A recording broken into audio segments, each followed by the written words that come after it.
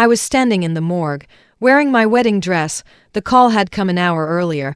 The police said my parents' car had been hit off the highway. They were on their way to attend my wedding tomorrow, but they never made it to me. The hem of my dress dragged across the icy floor, making a soft rustling sound. It sounded like crying, or maybe not. When the curtain was pulled back, my legs gave out and I had to brace myself against the wall. My father was still wearing the red tie I'd mailed him last week. It said celebrating our daughter's wedding. My mother still had on the gold bracelet I'd bought her, my childhood nickname engraved on the inside. Their eyes were closed. There was blood on their faces. White sheets covered their bodies. I wanted to touch them, but my hands were shaking so badly I couldn't reach out. Ms. Williams, please accept our condolences, the officer beside me said gently. I nodded, but no sound came out. My throat felt packed with burning sand. My phone vibrated. It was Lucas Grant, my fiancé. Tomorrow's groom. I answered and pressed the phone to my ear. Lucas. My voice was broken. My mom and dad. Anna, where are you? He asked urgently. Emily suddenly has a fever 103.1. I'm taking her to the hospital right now. Can we talk about the wedding later, okay? I froze. The harsh white lights of the morgue made my eyes ache. My parents are dead, I said slowly, carefully. Afraid he wouldn't hear me. A car accident. They're dead. There was silence on the other end for 2 seconds. Then I heard a soft, weak voice. Lucas. I feel so dizzy. Lucas responded instantly. Hang on. We're almost there. Then he said to me, Anna, I really can't leave right now. Emily's health isn't good. Try to understand. About your parents. We'll talk after I'm done here, all right? I clenched my phone so hard my nails dug into my palm. After you're done? My voice sounded strange, like it belonged to someone else. Lucas Grant, my parents are lying in the morgue. And you're telling me to wait? Don't get emotional, he said, his tone turning cold. Things have priorities. Emily has a fever, your parents. It's already happened. Can't you wait until I handle this and then I'll come help you? I looked down at my wedding dress, so white. As white as funeral clothes. No need, I said quietly. Stay with her. I hung up. Then I turned to the staff and said, please arrange the burial as soon as possible. When I walked out of the hospital, it was already dark. Rain was pouring down. I dragged my wedding dress through the storm. The hem soaked with mud. People stared at me as I passed like I was insane. Maybe I was, because in that phone call, I had heard it clearly. On the day my parents died, my fiancé chose to sit beside another woman while she got in for. And he told me, try to be more understanding. I walked in the rain for 2 hours before reaching the apartment Lucas and I shared. The place we'd chosen together, the down payment my father paid, both our names on the deed. I said I wanted a big balcony. He smiled and said okay. I said the kitchen should be bright. He wrapped an arm around me and said everything would be my way. Now, the windows were lit, warm, soft orange light. I stood downstairs, drenched, my wedding dress clinging to my skin, shivering from the cold, but the light in that window felt colder than the rain. I unlocked the door. The smell of food hit me instantly. Braised ribs, scrambled eggs with tomatoes, all dishes I usually cooked. There was the sound of stir-frying from the kitchen, and light laughter. Lucas, don't add too much salt, a woman said softly. I like it mild. It was Emily Reed's voice. I stepped into the living room. Emily was wearing my pink lounge set, the one my mom had bought me. Small embroidered flowers decorated the cuffs. She was barefoot on my rug, hair loosely tied back, tasting the soup. Lucas stood at the stove, wearing my apron. They looked like a newlywed couple, and I looked like an intruder who had wandered into the wrong home. You're back? Lucas turned around and frowned. Why are you soaked like that? Go change your clothes. Only then did Emily turn around. She smiled faintly when she saw me. Anna, you're home, she said gently. Lucas and I saw you hadn't come back, so we made dinner first. You don't mind, right? I said nothing. My eyes stayed on the clothes she was wearing. Oh, this. Emily tugged at the hem. My clothes got wet. Lucas said I could wear yours for now. You don't mind, do you? Take it off, I said. The air froze. Emily's smile stiffened. What? I said. I stepped closer. Take off the clothes my mom bought for me. Lucas set down the spatula and walked over.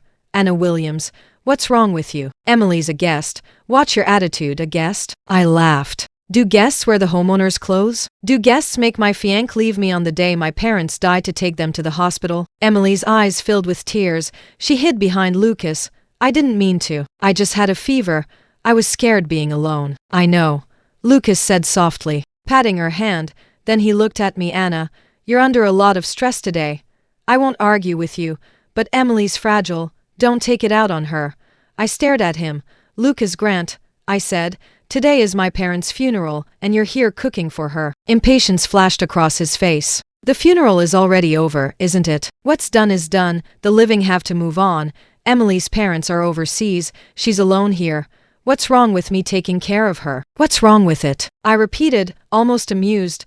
Those were my parents. They're dead. So what? Emily suddenly spoke up, peeking out from behind him. Anna, I know you're sad, but life and death are fate. Maybe your parents were just unlucky. You shouldn't dwell on it. People need to look forward. I looked at her, at that innocent, pure face. Say that again, I said quietly. I mean, maybe it was fate. Emily's voice weakened. Or maybe they were cursed. I didn't let her finish. I grabbed the vase by the door, my dad's housewarming gift, filled with fake flowers, and hurled it with all my strength. Anna, Lucas shouted, shoving me aside as he shielded Emily. The vase smashed against the wall, porcelain shattered everywhere. I slammed into the shoe cabinet. A sharp pain shot through my lower back. Emily curled into Lucas's arms, sobbing. Lucas, I'm scared. Is Anna going crazy? He held her tightly and glared at me, fury burning in his eyes. Apologize, right now. Apologize to Emily. I forced myself upright, gripping the cabinet, pain tearing through my waist. I looked at them, at the home I once believed was mine, at the man I thought would love me for life, the ones who should apologize. I said softly, are you? Then I pointed at the door. Get out of my house. Lucas froze. Emily stopped crying. What did you say? He demanded. I said. I spoke slowly, clearly. Take your little princess and get out. Lucas's face darkened. This apartment belongs to me too. The down payment was paid by my father, I replied. And for the past 3 years, I've been paying the mortgage. How much have you paid? He opened his mouth. No words came out. Emily tugged at his sleeve, voice trembling. Lucas, let's go. This place is scary. Lucas inhaled sharply and pointed at me. Fine, you're impressive, Anna Williams. Don't regret this. When you calm down and come crying for me to come back, I won't be soft-hearted. He wrapped an arm around Emily, grabbed his coat and car keys, and slammed the door behind them. The apartment fell silent. Only the pot in the kitchen continued to bubble. The ribs were about to burn. I turned off the stove and stared at the table of food. Suddenly, I felt sick. I picked up the plates and dumped them into the trash one by one. Porcelain and food smashed together. A grotesque kind of memorial. Finally, I picked up the pink lounge set, the one Emily had worn. I went into the bathroom, turned on the faucet, and shoved the clothes under the water. I scrubbed and twisted with all my strength until my fingers turned white. But I couldn't wash it away. That sense of violation, of being replaced, it had already seeped into every inch of the air in this house. I collapsed onto the floor, staring at the woman in the mirror, filthy wedding dress, soaked, broken. This wasn't a misunderstanding. Lucas knew exactly what day it was. He knew what I had lost, and still, he chose Emily again. And again, I couldn't sleep. I sat on the living room floor, counting the streetlights outside as they went dark one by one. Then the memories came, flooding back. He didn't abandon me just once that day. He did it 3 times. The first time, the crash site, when the police notified me. They notified Lucas too. We were each other's primary emergency contacts. By the time I arrived, the scene was already cordoned off. The car was crushed beyond recognition. My mother's purse had been thrown from the window, her lipstick rolling onto the roadside. My legs gave out. An officer held me up. Then I saw Lucas's car pull up. He got out in a hurry. I rushed toward him like he was my last lifeline, Lucas, but he didn't look at me. He looked past me. I turned around. Emily was there. I didn't know when she had arrived. She stood not far away, pale, swaying. Emily. Lucas ran straight to her. Why did you come here? This place is chaotic. I was worried about Anna, she whispered weakly. And then her eyes rolled back. She collapsed into his arms. Emily. Emily. Lucas panicked. Scooping her up, he turned to me. Anna, I'm taking Emily to the hospital. She's not well. She can't handle this kind of shock. What about my parents? I asked. The police will handle it, he said, already walking away. I'll come back after I get her to the hospital. And then he was gone. The second time the morgue, after identifying the bodies, family signatures were required. The doctor said it was best to have a spouse or child present. I called Lucas 7 times, no answer. On the 8th call, he finally picked up. The background noise was hospital announcements. "Anna, I'm busy," he said quietly. "Emily needs tests. I can't leave. You handle the paperwork yourself, about your parents." "We'll talk later, Lucas," I said, standing outside the morgue, my voice hoarse. "I need you. I need him too." Emily's crying voice suddenly came through the phone. "Lucas, I'm scared to do the CT scan." "I'm here," Lucas said immediately, then to me. "Anna, you're an adult, be strong. Emily grew up without parents, she's fragile, try to understand." The call ended. I stood alone in the freezing hallway, gripping my phone. The third time the funeral home asked where the burial plot would be, what kind of ceremony we wanted. I said, "I'll wait for my fiancé to decide with me." I waited 2 hours. All I got was a text. "Emily's emotions are unstable. I can't leave, you decide." I'm fine with anything. That was what he said about my parents' final farewell. I put my phone down and told the staff, the best plot, a simple, dignified ceremony. I'll pay now. Sitting alone in this empty apartment, I finally understood. Emily didn't steal him from me, he chose her. Every single time I needed him most, he chose her. And I, like an idiot, kept telling myself he was just kind, just soft-hearted, just bad at saying no.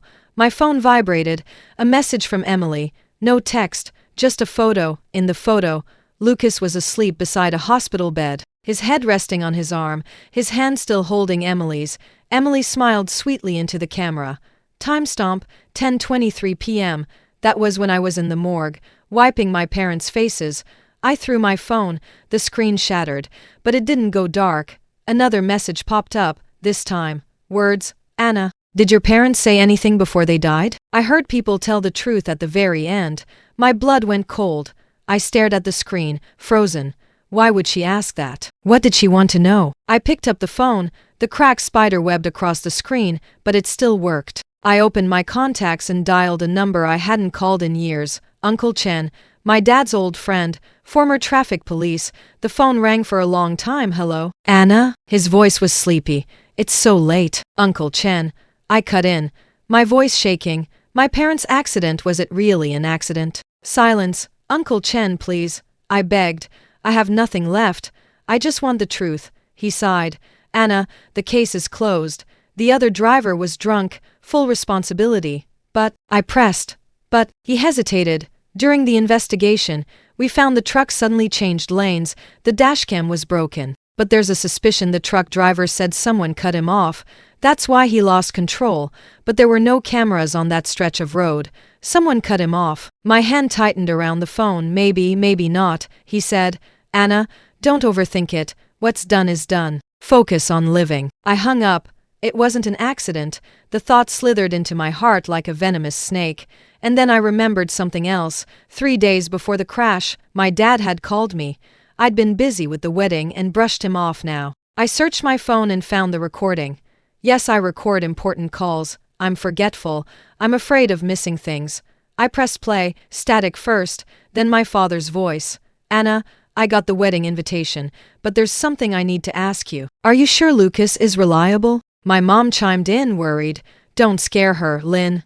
"I'm not." My dad snapped. "Last week I went to the city for a meeting. I saw Lucas leaving a hotel with a young woman. She wasn't just a friend. She was holding his arm."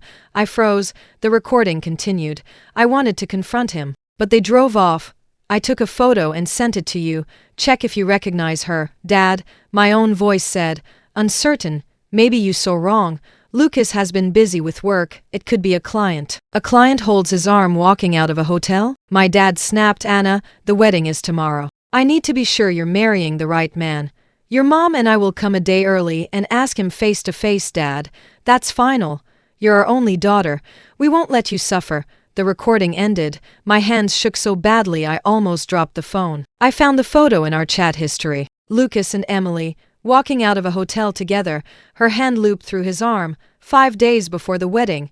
So my parents didn't come early for the wedding. They came to protect me, and then, they died. I slid down onto the floor, my whole body shaking. This wasn't fate. This wasn't bad luck. This was my stupidity, inviting wolves into my home, and getting the people I loved most killed. My phone vibrated again. Another message from Emily. Anna, why aren't you replying? Did you figure something out? You're really smart. Another followed immediately. Oh, right, Lucas said your parents might have already noticed us. If they'd just pretended not to know, wouldn't that have been better? They didn't have to rush over and ask questions. Now Luke can't even attend their daughter's wedding. I stared at the screen. My eyes burned red. It was her. And Lucas. They knew my parents were coming. They knew why, so they acted. Maybe they didn't drive the truck themselves, but they were involved. There was no doubt. I wiped the tears from my face and stood up. Enough crying.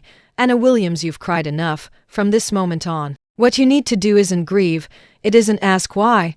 It's revenge. 3 days later, Lucas came back. He was in a suit, hair perfectly styled, carrying a cake box, mango milk crepe, my favorite, Anna, he said, opening the door and freezing when he saw me sitting in the living room. Then he smiled gently. Still mad? I didn't answer.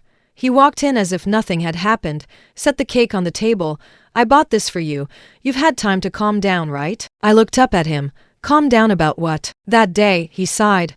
I know you were upset. But Emily is really just a friend. Her parents are overseas, she's all alone. Taking care of her is the right thing to do. You're just too sensitive. I smiled, Lucas. I said, do you know that every time you lie, your right pinky twitches? He froze and instinctively hid his hand. We didn't. It doesn't matter anymore. I cut him off. You didn't come here just to bring cake, did you? His expression relaxed, thinking I'd softened. Anna, we're husband and wife. The wedding didn't happen, but we're legally married. Now that your parents are gone, I'm all you have left, all I had left. The word stabbed deep. So, I asked, so we need to live properly, he said, taking my hand. You're emotionally unstable right now. You should step back from the company. I'm your husband, I'll handle things for you. There it was. My father's company wasn't huge, but it made millions each year. I was the only child. All the shares were mine. Lucas had wanted them for a long time.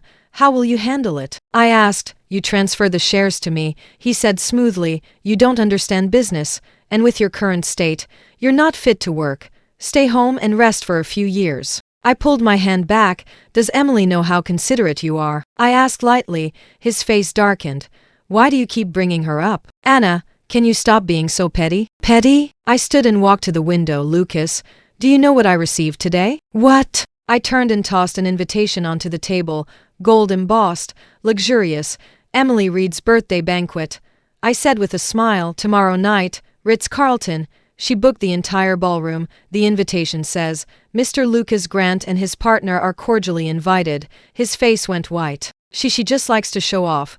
Don't take it seriously. Oh, I won't, I said calmly. I'll be there. He stared at me. Why would you go? That kind of event isn't suitable for you right now. Why not? I tilted my head. I'm your legal wife. You wouldn't plan to take someone else, would you? I didn't mean. Then it's settled. I picked up the invitation. Tomorrow night, 7 o'clock. We go together. Dress formally. I looked straight into his eyes. Because this will be the last time you appear in public as my husband. His pupils shrank. What do you mean? Exactly what it sounds like. I turned toward the bedroom. I'm going to rest. Make yourself comfortable, Anna. He shouted after me. Don't do anything stupid. Emily's birthday is important. She invited a lot of influential people, so I turned back. My parents' funeral wasn't important. He had nothing to say. I closed the bedroom door, leaning against it. I listened as he paced outside in frustration, then slammed the door and left. Only then did I take out my phone and make 3 calls. The first call to my lawyer, Mr. Parker. Are the share transfer documents ready? I'll need them tomorrow. The second to Uncle Chen. The information you're investigating, any progress? I need it before the birthday banquet. The third to the company's CFO, Mr. Lee. Has Lucas withdrawn money from the company recently? How much? I see. Freeze all his permissions tomorrow. I hung up and opened my closet. Inside hung a black evening gown. My mom had given it to me last year. She'd said, Anna, this suits you. Wear it to important occasions, Mom. Tomorrow is an important occasion. I'll wear it. And let everyone know your daughter didn't die in vain. The Ritz-Carlton ballroom was blazing with light. Crystal chandeliers, champagne towers. Every guest was dressed to impress. Emily stood at the center of it all. She wore a white evening gown, A delicate little crown perched on her head, a princess, radiant and innocent. Her arm was linked through Lucas's. He looked immaculate in a tailored suit, smiling politely, though his gaze kept drifting toward the entrance. He was waiting for me, or more accurately, he was afraid of me, at 7:10 p.m. I arrived right on time, black evening gown, black heels, a black box in my hands. The room fell silent. Every eye turned toward me. Emily's smile froze. Lucas's face went pale as he hurried over. "Anna, you're here. Let's sit over there, no rush," I said, stepping past him and walking straight toward the stage. "Anna Williams," he hissed, "what are you doing?" I ignored him, took the host's microphone, and switched it on. "Good evening, everyone," I said calmly. "My name is Anna Williams. I am Mr. Lucas Grant's legal wife." The room erupted. Emily's face drained of color. "Tonight is Ms. Emily Reed's birthday banquet." I continued, "On behalf of my husband, I've prepared a special gift." I opened the black box inside. Not jewelry, not diamonds, 2 framed photos. My father, my mother, black and white memorial portraits. The room went deathly quiet. "Ms. Reed," I looked straight at her. "I heard you were curious about what my parents said before they died. Why don't you ask them yourself?" Emily stumbled backward, crashing into the champagne tower. Glass shattered, wine spilled everywhere. "You're insane. You're crazy," she whispered, shaking. Lucas rushed onto the stage, reaching for the microphone. "Anna, enough!" I dodged him and connected my phone to the sound system. Then I pressed play. My father's voice filled the hall. "Lucas Grant, I'll ask you one last time. What exactly is your relationship with that girl, Emily Reed?" Lucas's panicked reply, "Sir, we're really just friends." My mother cut in. "Friends leave hotels arm in arm. Friends send you photos like that at midnight. Our daughter may be naive, but we are not blind." The recording continued. "The wedding is cancelled," my father said firmly. "My daughter will not marry a man like you, sir." "Don't call me sir. I'm going to tell Anna right now." Scuffling noises, then Lucas's voice, low and vicious. "Mr. and Mrs. Williams, do you really have to go this far? Anna and I are already legally married. Breaking us up now would be illegal, then get divorced." My mother cried. "We won't let our daughter jump into a fire pit." "Divorce?" Lucas laughed softly. "Sure, but the company shares are in Anna's name. If we divorce, I get half. Are you willing to give that up?" The recording ended. Silence. Not a single sound in the ballroom. All eyes turned to Lucas. He stood there, face ashen. I turned off the audio and lifted the microphone. "This recording was made 1 hour before my parents' fatal car accident." I said evenly. "They sent it to me, and today, I'm sharing it with all of you. That's fake." Emily screamed. "She forged it." "Is it?" I looked at her. "Then explain why on the day my parents died you just happened to be at the crash site, and why you just happened to faint, forcing Lucas to abandon me and take you to the hospital." I didn't know." Emily burst into tears. "Lucas, she's lying." But the murmurs had already begun. "So that's what happened. No wonder the wedding was suddenly cancelled. That guy is disgusting. And her, she looked so pure." I listened, heart cold and steady. "Mom, Dad, they know now. Everyone knows." Lucas suddenly lunged for my phone. I stepped back. "Lucas Grant," I said clearly. "From today onward, you are fired." He froze. "What?" "I am the largest shareholder of Williams Group." I raised the documents in my hand. "These are the records. Over the past 3 months, you embezzled 170,000, buying luxury bags for Emily, renting her apartment, and funding this birthday banquet." Another wave of shock swept the room. Emily's face went from white to green. "I didn't," Lucas stammered. "Bank statements, transfer records, invoices." I threw the files at him. "Would you like me to read them out loud one by one?" Papers scattered across the floor. Guests bent down to look. "That's a Hermes purchase. And here apartment lease, $3,000 a month." Lucas's hands trembled. "Anna, let me explain." "Explain what?" I smiled. "How you used my father's money to support your mistress." Emily suddenly rushed at me, grabbing my arm. "Anna Williams, what gives you the right to do this to Lucas? He loves me. You stole him from me." I shook her off. "Stole him?" I looked at her coldly. "You're 24. You have hands and feet. Why do you need to survive by stealing someone else's fiancé? Is it because you can't afford bags or rent?" She had nothing to say. "And one more thing." I turned to Lucas. "Your parents called me last week. They wanted to renovate their old house and asked me for 30. Oh, his eyes lit up. Anna, you still care about me. I paid it with your credit card. I smiled. So now you owe that money. His face froze. And the money you used to buy your brother a car and pay your sister's tuition, $68,000 total, all taken from company funds. I paused. I've already called the police. Police? Lucas shouted. Anna, I'm your husband. Not for long. I pulled out another document. This is the divorce agreement. Sign it. He slapped it away. I won't sign. I won't divorce you. You don't get a choice. I looked toward the entrance. Two police officers walked in. Mr. Lucas Grant, one said, showing his badge. You are suspected of embezzlement and obstruction of justice. Please come with us. Lucas stumbled backward, knocking into a table, red wine spilling all over him. No, Anna. Save me. For the sake of our 3 years together. 3 years of living off me, using me, and killing my parents, Lucas. I said quietly, you don't deserve to talk about feelings. Handcuffs clicked shut. The sound was crisp, final. After Lucas was taken away, the ballroom fell into chaos. Some guests whispered, some tried to leave, some stayed drawn by morbid curiosity. Emily tried to slip out. The security guards I'd arranged stopped her. I picked up the microphone again. Ms. Reed, I said calmly, weren't you curious about the truth behind my parents' car accident? The large screen behind me lit up. 2 video clips appeared. Clip 1. Dashcam footage from a passing vehicle. My father's car was driving normally on the highway. Then, a white sedan sped up from behind, cut sharply in front of my parents' car, and accelerated away. My father steadied the wheel. Seconds later, the same white sedan swerved back, cutting them off a second time. This time, my father was forced to change lanes, and in that instant, a massive truck barreled in from the side lane. Impact. The screen went black. The entire room gasped. Clip 2. Footage from the white sedan's own dashcam. The driver wore a hat and a mask. The face couldn't be seen, but on the passenger seat, a handbag, pink, Hermes, crocodile leather, Emily's favorite. No. Emily shook her head violently. That's not me. That's not. I tapped the remote. Another image appeared. Traffic police photos, 2 kilometers from the crash site. I said. This white sedan was found parked in the emergency lane. No one inside, but on the passenger seat a close-up filled the screen. A diamond butterfly earring. Emily instinctively touched her ear. Her left ear wore the exact same earring. Her right ear was bare. Then another audio clip played. Lucas's voice. Emily, do you like them? 18,000 for the pair. Emily's giggle. Lucas, you're the best. I'll wear them every day. The audio stopped. Emily collapsed onto the floor. I didn't mean to. She sobbed.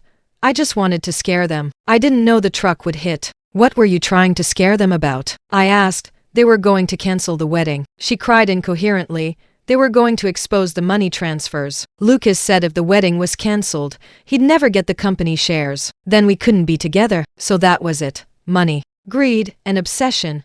I closed my eyes and took a slow breath. When I opened them again, there were no tears left. Emily Reed, I said, you can explain all this to the police. The ballroom doors opened again. This time, homicide detectives walked in. Ms. Emily Reed. One officer said, you are under arrest for intentional homicide. The sound of handcuffs echoed sharply as she was led away. Emily turned back to look at me. Her eyes were full of hatred, confusion, and fear. She probably never understood why the quiet, obedient Anna Williams became this person. I didn't understand either, but if I could choose, I would rather have stayed foolish forever. If only my parents could come back. 1 month later, the verdict was delivered. Emily Reed, life imprisonment for intentional homicide. Lucas Grant, 10 years for embezzlement and obstruction of justice. I attended the sentencing. I wore black. I carried my parents' photos. Before Lucas was taken away, he requested to see me. We sat on opposite sides of thick glass. He looked thinner, hollow-eyed, unshaven. Anna, he said hoarsely, I was wrong. I really was wrong. I said nothing. Can you wait for me? He pleaded, 10 years. I'll still be young. We can start over. I smiled. Lucas, I asked softly, do you know what day it is today? He froze. It's my father's birthday, I said. If he were alive, he'd be 55. His face drained of color. My mom wanted to throw him a big celebration. I continued. She said he'd worked hard his whole life. It was finally time for him to enjoy it. I looked straight into his eyes, but they're dead. I said. Dead by your hands. He bowed his head, shoulders shaking. I have only one request, I said. He looked up desperately. Anything. I'll do anything. Go to their graves, I said, kneel, and bow 3 times. That afternoon, under police supervision, we went to the cemetery. It was overcast, light rain fell, my parents' headstones stood side by side, smiling gently in their photos. Kneel, I said. Lucas hesitated. I didn't repeat myself. Finally, he dropped to his knees. 1 bow, 2, 3. His forehead pressed into wet soil. Is that enough? He whispered yes. I said, now get out of my life. He was taken away. The rain grew heavier. I placed flowers in front of my parents' graves. Mom, Dad, I said softly. They've paid for what they did. I touched the cold stone. I'll live well. I promised, for both of you. 3 years later, CEO office, Williams Group, sunlight poured through the floor-to-ceiling windows. The city stretched out beneath me. Ms. Williams, my assistant asked, the charity gala invitation, will you attend? I glanced at it. The event was under my name. Yes. I said, donate $5 million to the orphanage in my parents' names. After she left, I stood by the window. In 3 years, the company had tripled in size. I was no longer the girl who cried on the floor in a wedding dress. I trusted no love, relied on no one, only myself. My phone rang. An unfamiliar number. Hello, Anna. Lucas's voice. He'd received a reduced sentence. This was his first call. I'm getting out next month, he said carefully. Could I see you? No, Anna. I regret everything. Do you regret being caught? I cut in, or killing my parents? Silence. We're done, I said calmly. Live your sentence. I'll live my life. Don't contact me again.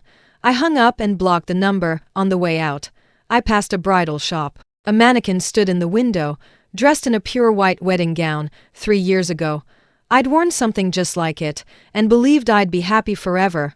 Now I knew, happiness isn't given, it's earned. My lawyer called. The divorce is finalized, he said. Lucas Grant left with nothing. All assets are yours. Thank you. I looked at the wedding dress in the window and smiled. Mom, Dad, the daughter who once needed your protection can protect herself now, and she no longer needs a wedding dress. She has her armor. Ms. Williams, the driver asked, where to? The cemetery, I said, and stopped to buy flowers, the brightest ones. The car pulled away. Sunlight streamed through the window. The road ahead was long, but I wasn't afraid anymore. From now on, every step I take is for myself. Anna Williams is no longer anyone's daughter, wife, or fiancée. She is just herself. And that is enough.